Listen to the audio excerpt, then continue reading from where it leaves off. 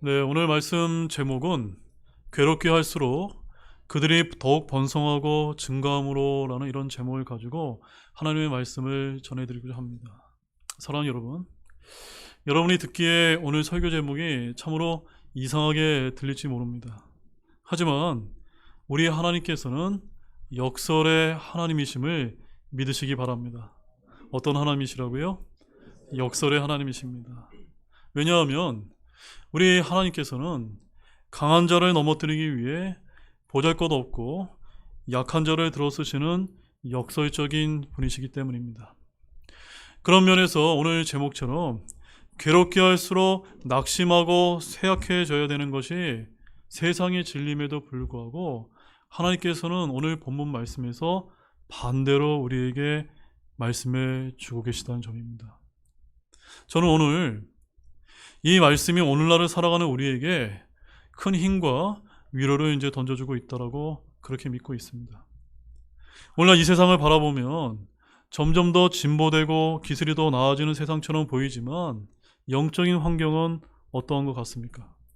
영적인 환경은 오히려 더욱더 나빠지고 있는 것이 현실이지 않습니까? 맞습니까, 여러분?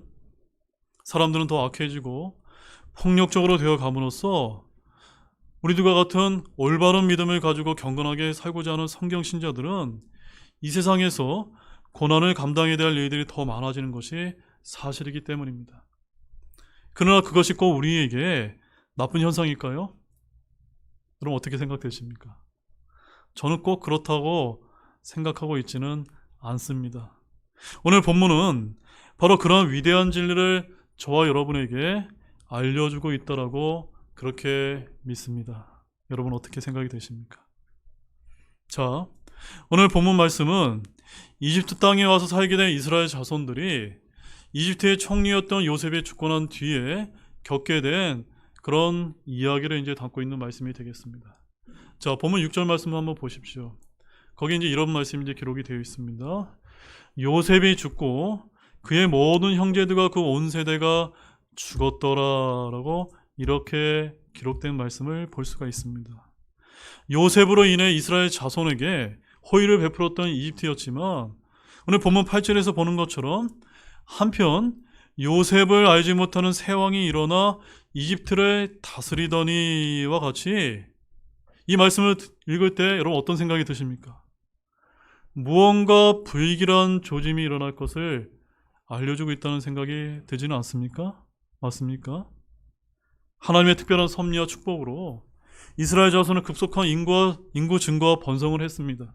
하지만 요셉이 죽자마자 이 요셉을 알지 못하는 새 왕이 등장했고 이에 두려움을 느껴 핍박을 가하기 시작했음을 보여주고 있는 것입니다.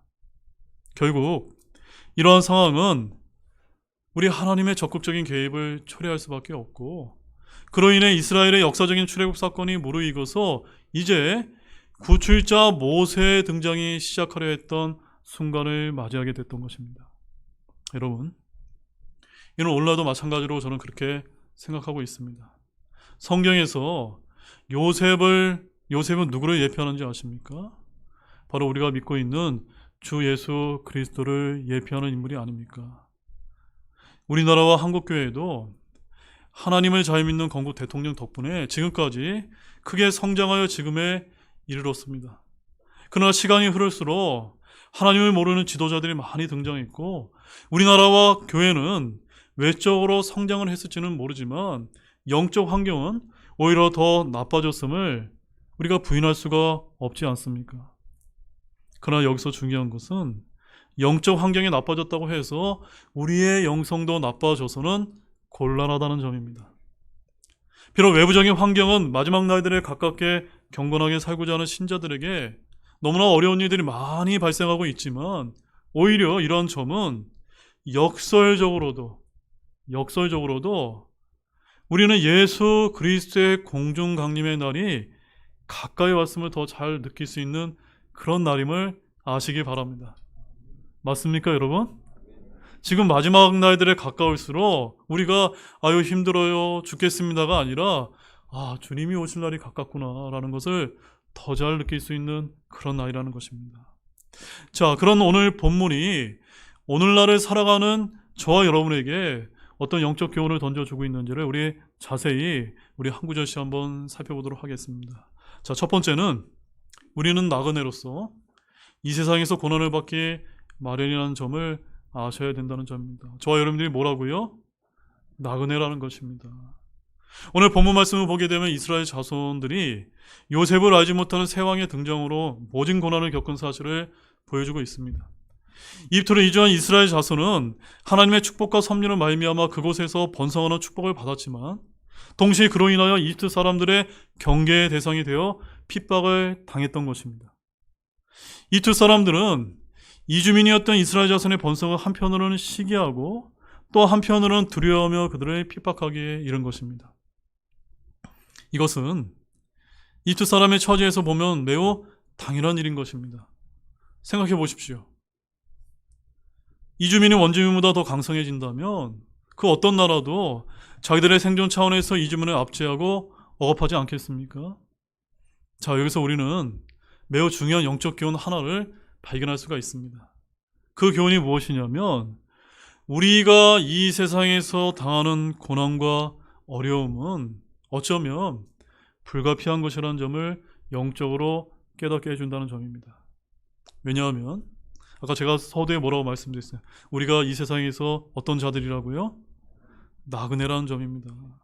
우리 그리스도인들도 현재 거주하고 있는 이 세상이 우리의 본향이 아니라 하늘나라로 가기 전까지 일시적으로 머무는 그런 곳이기 때문이라는 점입니다. 그런 면에서 우리의 믿음의 선조들은 어떻게 이 세상에서 살아갔는지를 우리가 좀 궁금하지 않습니까? 우리 히브리서 11장 13절에서 14절 말씀을 한번 보시도록 하겠습니다.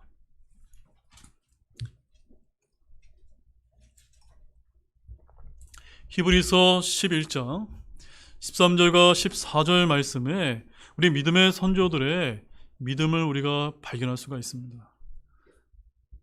다 차신 줄 알고 함께 한 목소리로 읽어보겠습니다. 히브리서 11장 13절 14절입니다.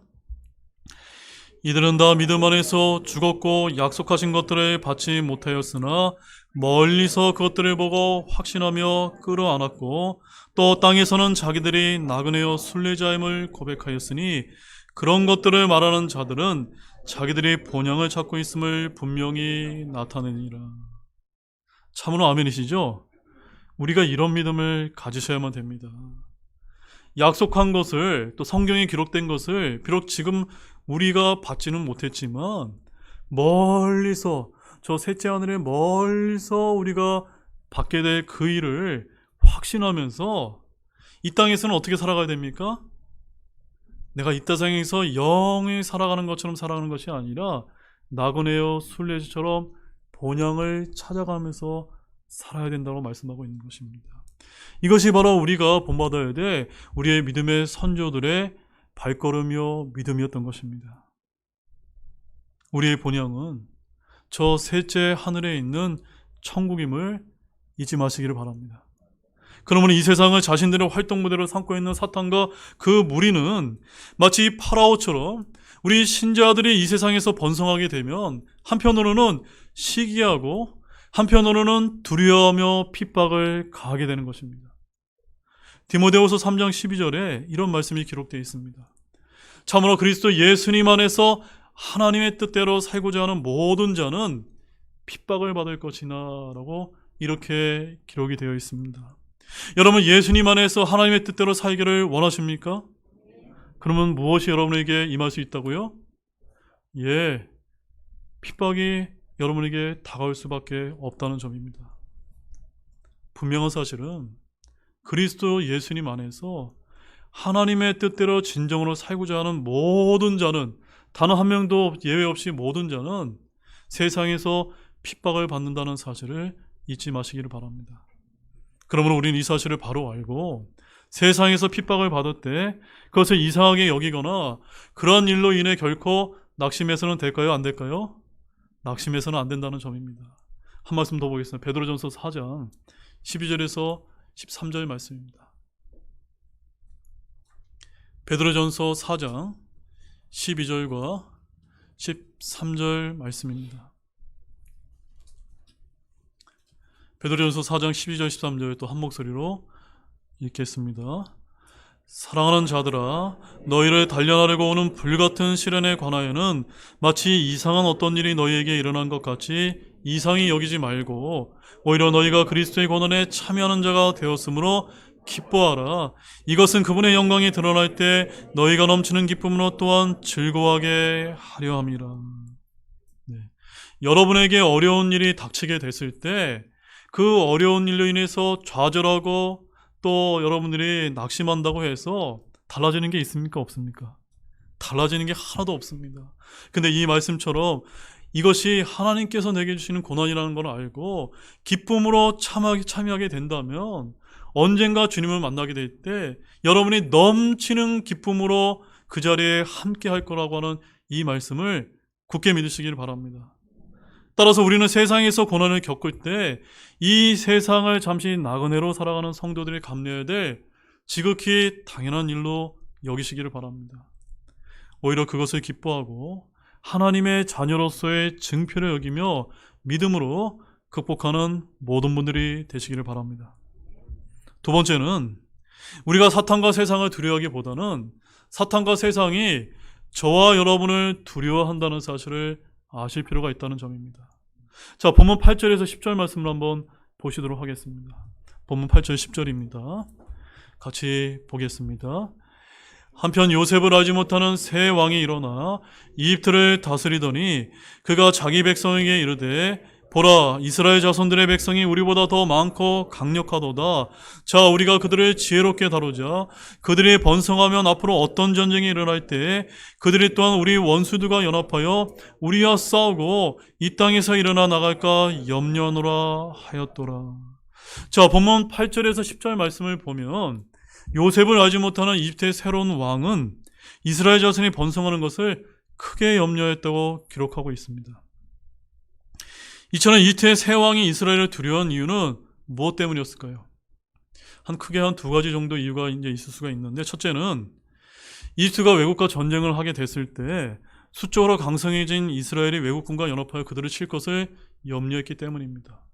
그 다음에 두 번째는 강성해진 이스라엘이 탈출하게 됐을 때 막대한 노동력을 상실할 것을 염려했기 때문입니다. 아무튼 요셉을 알지 못하는 이집트의 새 왕은 이스라엘이 더 번성하지 못하도록 핍박을 가할 수밖에 없었던 것입니다. 그런데 이집트의 새 왕의 이스라엘 핍박은 오늘날 사탄과 세상의 교회 핍박과 다르지 않다는 것을 여러분 아십니까? 성경에서 이집트는 흔히 악한 세력이 지배하는 세상을 예표하고 이집트의 왕 파라오는 그런 악한 세상에서 공중의 권세 잡은 통치자 사탄 마귀를 예표하는 인물입니다. 그래서 에베소서 2장 2절 말씀에 이런 말씀이 이제 기록되어 있습니다. 지나간 때에는 너희가 그것들 가운데서 이 세상 행로를 따라 걸었고 공중의 권세 잡은 통치자 곧 지금 불순종의 자녀들 안에서 활동하는 영을 따라 걸었느니라 라는 이런 말씀이 기록되어 있습니다. 여러분, 이 세상은 공중의 권세 잡은 통치자 사탄 마귀가 다스리고 조종하는 곳임을 여러분 잘 알고 계십니까? 잘 알고 계십니까? 그런 이 세상의 권력과 돈과 문화와 예술 등의 영향력이 안 미치는 곳이 없다는 점입니다. 그런데 많은 그리스도인이 잘 모르는 사실은 그런 엄청난 영향력과 권세를 가진 사탄이라 할지라도 그가 누구를 두려워하시는지 여러분 아십니까? 누구를 두려워할까요? 네, 예수님이고 또한 바로 우리의 신약의 그리스도인이라는 사실을 여러분 알고 계십니까? 바로 그가 두려워하는 것은 우리의 믿음이라는 사실을 아시기 바랍니다. 우리 요한일서 5장 4절 말씀 한번 보십시오.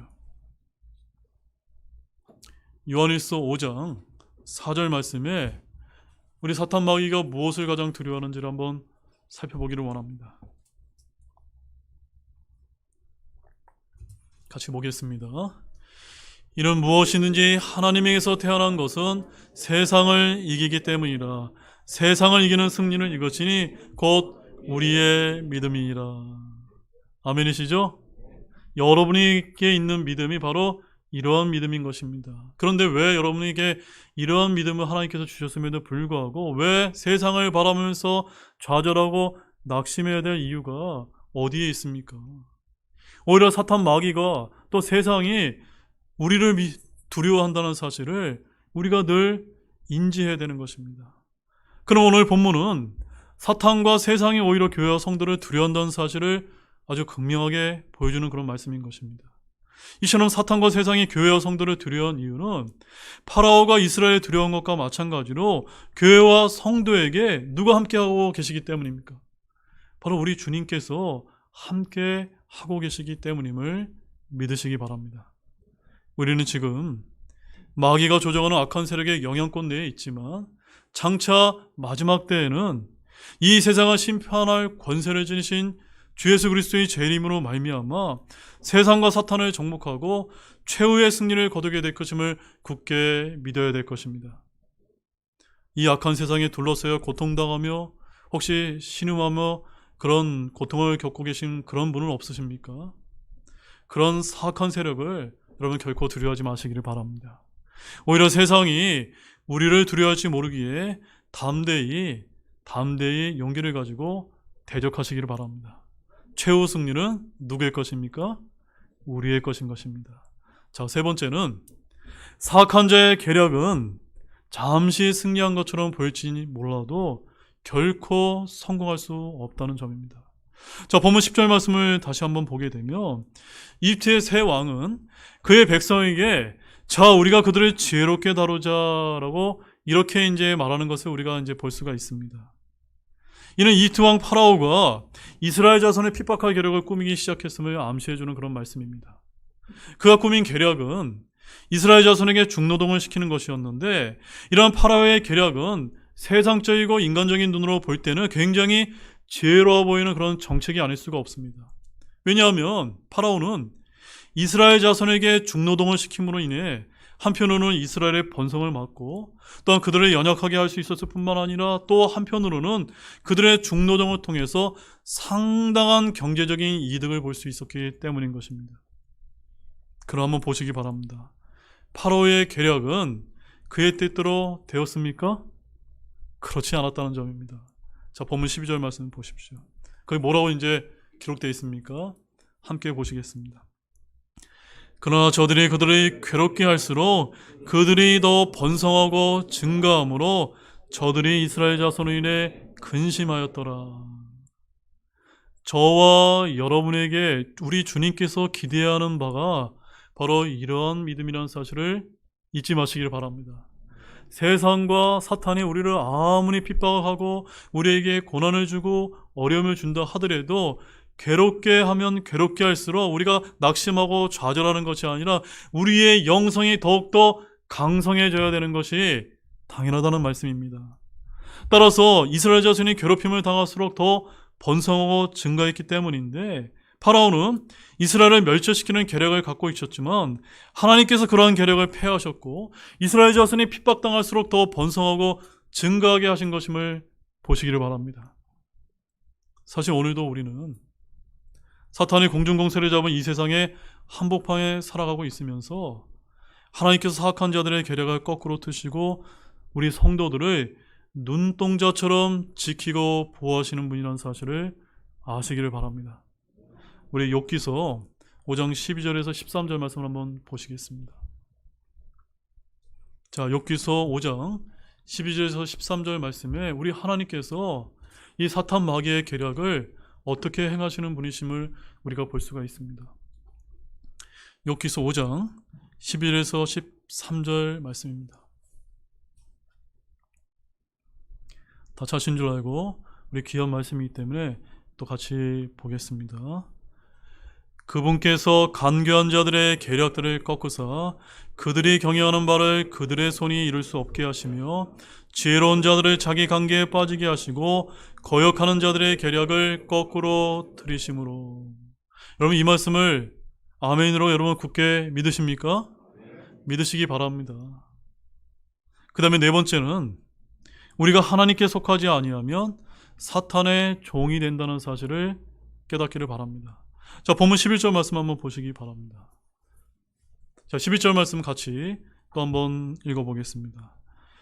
그런 까닭으로 저들이 작업 감독들을 그들 위에 세우고 그들에게 무거운 짐을 주어 그들을 괴롭게 하였으므로 그들이 파라오를 위해 굳고 도신 비돔과 라암셋을 건축하였더라. 자, 말씀을 자세히 한번 보시기 바랍니다. 이집트 사람들이 이스라엘 자손들이 파라오 왕을 위해 굳고 도신 비돔과 라암셋을 건축하게 했다는 점입니다. 이는 이스라엘 자손들이 민족적으로 하나님께 그의 백성으로 선택되기 이전에 이집트에서 파라오의 노예가 되어 고통당했음을 보여주는 말씀인 것입니다. 사랑하는 여러분, 이는 우리가 비록 구원을 할지라도 우리가 하나님께 속하여 그분의 인도와 보호를 받지 않으면 사탄에게 속해서 그의 종이 되어 궁극적으로 죄의 고통을 당하게 된다는 영적인 교훈을 우리에게 보여주는 것입니다. 그렇습니다. 우리 사람은 누구나 하나님께 속하지 않으면 반드시 사탄에 속하기 마련인 사실을 아시기를 바랍니다. 우리 요한일서 5장 19절 말씀 한번 보시기 바랍니다. 요한일서 5장 19절 말씀에 너무나 아주 중요한 말씀이 이제 기록이 되어 있습니다. 자, 우리가 하나님께 속하지 아니하면 어디에 속하게 되는지 한번 함께 살펴보기를 원합니다. 같이 읽겠습니다. 또 우리는 하나님께 속하고 온 세상은 사악한 가운데 있음을 우리가 알며. 여러분, 하나님께 속하신 분이 맞습니까? 그러면 세상을 부러워하지 마시기 바랍니다. 온 세상은 사악한 가운데 있다는 것을 우리가 몰라서는 안 되는 것입니다. 이렇게 믿음의 세계에는 중간지대란 없다는 사실을 아시기를 바랍니다. 뭐가 없다고요? 중간지대가 없습니다. 하나님께 속하든지 사탄에게 속하든지 둘 중에 하나라는 것입니다. 내가 하나님 편에도 한 다리 걸치고 세상에도 한 다리 걸치고 양다리 걸치는 것은 가능합니까? 불가능합니까? 불가능하다는 것입니다. 그래서 마태복음 6장 24절에서 우리 주님께서는 뭐라고 말씀하셨습니까? 아무도 두 주인을 섬길 수 없나니 너희가 하나님과 만몬을 겸하여 섬길 수 없느니라 라고 이렇게 말씀해 주지 않고 있지 않습니까? 그러므로 사탄에게 속한 자는 그가 잠시 주는 달콤한 유혹에 빠져 결국 엄청난 고통과 죄의 짐으로 인해 신음할 수밖에 없다는 점입니다. 자, 사랑하는 여러분, 여러분 누구에게 속하시기를 원하십니까? 하나님이십니까? 사탄이십니까? 하나님에게 속하시는 모든 분이 되시기를 원합니다. 자, 먼저 그 다음에 다섯 번째는 우리가 극심한 고난의 때에 직면했다면 하나님의 구원의 손길이 가까이 와 있음을 바라보실 필요가 있다는 점입니다. 여러분, 이게 굉장히 이런 큰 고통과 그런 핍박이 오게 되면은 우리는 그저 낙심하고 좌절해서 하나님의 구원의 손길을 바라보지 못할 때가 너무나 많은데 오늘 말씀에서 우리가 그런 생각이 깨지시기를 바랍니다. 11절을 다시 보게 되면 파라오가 이스라엘 자손에게 무거운 짐을 줘 괴롭게 하였다고 말씀을 하고 있고, 또한 13절과 14절 말씀을 보게 되면 이스라엘 자손이 온갖 종류의 섬기는 일과 고된 속박으로 그들의 삶이 너무나 괴로웠다라고 이렇게 기록을 하고 있습니다. 자, 13절과 14절 말씀 한번 읽겠습니다.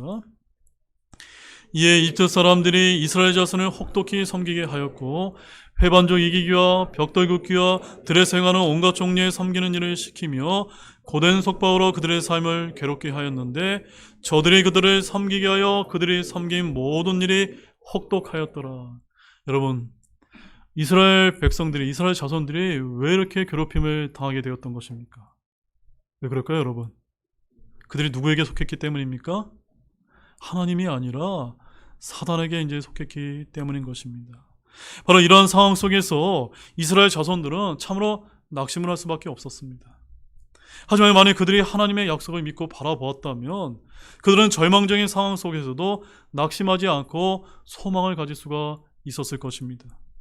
근데 여러분, 하나님께서 이미 그들에게 이러한 고통을 당하는 일이 일어나게 될 것을 아주 오래전에 예언해 주신 적이 있다는 사실 여러분 알고 계십니까? 사실 이스라엘 자손들의 고난은 하나님께서 이미 그들의 조상 아브라함에게 친히 알려주신 그런 내용이었다는 점입니다. 자, 그 내용이 어디 있을까요? 우리 창세기 15장 13절 말씀 한번 찾아보시겠습니다. 창세기 15장 13절 말씀을 찾아보시기 바랍니다. 자, 거기 뭐라고 이제 대언을 하고 계실까요? 같이 보겠습니다. 그분께서 아브라함에게 이르시되 이것을 확실히 알라. 즉 내 씨가 자기들의 소유가 아닌 땅에서 나그네가 되어 그 땅 사람들을 섬기겠고 그 사람들이 400년 동안 그들을 괴롭히리라. 예언이 되어 있었던 것이 맞습니까, 여러분? 하나님께서 이것을 확실히 알라라고 이렇게 그들에게 이야기해 주었던 것입니다. 그래서 이스라엘 자손들이 그것을 확실히 알고, 아, 내가 이렇게 괴로움을 당하는 것이 이미 다 예언된 사실이구나. 앞으로 우리에게 구출되는 일이 있을 것이구나 라는 것을 믿음으로 소망을 가졌다면 그들이 좌절할 필요가 없었던 것입니다. 따라서 믿음의 눈으로 볼 때 요셉이 죽자 새 왕이 일어나 핍박을 당한 것은 이스라엘에게 있어서는 구원의 때가 이르렀음을 알려주는 신호탄과 또 같은 것이었다는 점입니다. 실제로 하나님께서는 이스라엘 자손에 대한 이투의 압제가 시작되자 그들을 구원할 자로 모세를 준비시켜 놓았음을 우리 출애굽기 2장 1절에서 우리가 발견할 수 있지 않습니까? 이렇게 하나님의 백성의 고난의 때는 또한 하나님의 구원의 때이기도 하다는 사실을 믿으시기 바랍니다. 그러므로 우리는 견디기 힘든 고난을 만날 때 하나님의 구원의 때가 가까이 이른 줄을 깨닫고 하나님의 구원의 손길을 바라며 인내로 고난을 극복하시기를 바랍니다. 자, 그러면 우리 신약 성도는 어떻게 우리가 인내로 극복을 해야 될까요? 자, 야고보서 5장 8절 말씀을 찾아보시겠습니다. 야고보서 5장 8절 말씀입니다.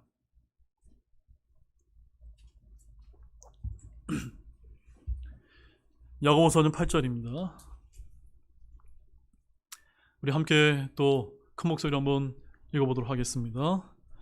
너희도 인내하고 너희 마음을 굳게 세우라. 주의 오심이 다가오고 있느니라. 여러분, 주님의 오심이 가까이 왔음을 여러분 믿으십니까? 네, 이 예수 그리스도의 재림에 대한 소망을 우리가 굳건하게 가지고 있다면 그 어떤 고통스럽고 어려운 일이 우리에게 닥친다 할지라도 우리는 결코 소망을 잃을 필요가 없는 것입니다. 여러분, 우리는 지난 2년 동안 코로나 팬데믹을 겪었고 지금은 전쟁과 기근이 몰려오고 있는 이런 상황 가운데 있습니다. 이 모든 시대의 마지막 징조들은 바로 주의 오심이 가까이 왔음을 알리는 표적들이 아닙니까? 그렇기 때문에 특별히 우리는 마지막 날들의 위험한 때가 오게 될 것임을 너무나 잘 알고 있지 않습니까? 디모데후서 3장 1절에 이런 말씀이 기록되어 있습니다. 또한 이것을 알라. 즉 마지막 날들의 위험한 때가 오리라. 마지막 날이 가까울수록 어떤 때가 온다고요? 위험한 때가 온다는 것입니다. 여러분, 마지막 날들이 가까이 오면은 자, 뭔가 좋은 일이 생기겠거니, 평화로운 일이 생기겠거니, 전 세계에 아주 이제 정말 우주적인 평화가 이루어지는 것을 우리가 바라고 이렇게 살아가는 사람들이 많이 있지만 결단코 그런 일은 일어나지 않는다는 점입니다. 마지막 날들은 위험한 때이기도 하지만 또한 우리에게는 소망하는 복된 휴거의 날에 가깝게 이른 것이라는 사실을 아시기를 바랍니다. 우리는 마지막 날들에 닥친 고난으로 인해 낙심하고 탄식할 것이 아니라 주 예수 그리스도의 공중강림의 날이 가까이 이른 줄을 알고 아무리 암울한 상황을 만나더라도 도리어 기뻐하며 인내하시는 저와 여러분이 되시기를 원합니다. 그래서 로마서 8장 18절에 이런 말씀이 기록되어 있습니다. 내가 생각하건대 이 현 시대의 고난들은 앞으로 우리 안에 나타날 영광과 좋게 비교될 수 없도다. 여러분들이 조금만 인내하고 참고 예수님의 재림을 소망하신다면 주님을 만나게 되는 그날 그 주님께서 우리에게 허락한 그 영광은 감히 여러분이 상상할 수 없는 것이라는 사실을 굳게 믿으시기 바랍니다. 이제 마지막 6번째는 한번 따라해 보시겠습니까? 교회와 성도는 고난을 겪을수록 더욱 영성으로 강성해져야 됩니다. 아멘이십니까? 네, 여러분 아멘으로 여러분 화답하셨습니다. 우리 본문 12절 말씀 우리 한번 더 보도록 하겠습니다. 함께 읽어보겠습니다. 그러나 저들이 그들을 괴롭게 할수록 그들이 더욱 번성하고 증가하므로 저들이 이스라엘 자손으로 인해 근심하였더라. 이 말씀을 보게 되면 이스라엘 자손은 학대를 받을수록 더욱 번성하고 증가했다라고 말씀하고 있습니다. 이것은 영적으로 볼 때 오늘날 교회와 성도 역시도 세상으로부터 핍박을 받으면 받을수록 더욱 영적으로 성장하게 될 수 있다는 너무나 귀한 진리를 우리에게 보여주고 계신 것입니다. 물론 이는 외적 성장을 뜻하지 않습니다. 영적으로 더 강성해짐을 뜻하는 것입니다. 그래서 우리가 역사적으로 보게 되면 여러 사례가 있는데 심한 핍박 속에서도 더 흥황했던 초대교회의 모습에서나 또한 로마 교회가 엄청난 핍박과 시련 속에서 조금 더 위축되지 아니하고 도리어 번창해서 결국 로마 제국 전체를 복음으로 정복한 사실로도 우리가 잘 알 수 있지 않습니까? 사실 교회는 고난의 피를 먹으며 자란다고 해도 과언이 아닙니다. 어떤 피를 먹는다고요? 고난의 피를 먹고 자라는 것입니다. 그래서 역사적으로 볼 때 교회는 박해를 받지 않고 평안할 때 그 성장이 정체되고 부패하지 않았습니까? 지금 우리 오늘날 한국교회의 모습이 바로 이것을 여실히 보여주는 것이라고 저와 여러분은 깨달아야 되는 것입니다. 그러므로 교회와 성도는 고난을 겪을수록 불평하기보다 그것을 통해 더 큰 구원의 역사를 이루고자 하시는 하나님의 선하신 뜻과 섭리를 발견하시기를 바랍니다. 그리고 고난 뒤에 나타날 영광된 미래를 바라보며 믿음으로 인내하고 시련을 극복해 나가시기를 바랍니다. 우리의 마지막 말씀으로 사도행전 11장 19절에서 21절 말씀을 통해서 초대교회에 임했던 핍박을 통해 어떠한 주님의 섭리가 있었는지를 발견하시기 원합니다. 사도행전 11장 19절에서 21절 말씀을 마지막으로 읽어보도록 하겠습니다. 자, 다 찾은 줄 알고 한 목소리로 읽겠습니다.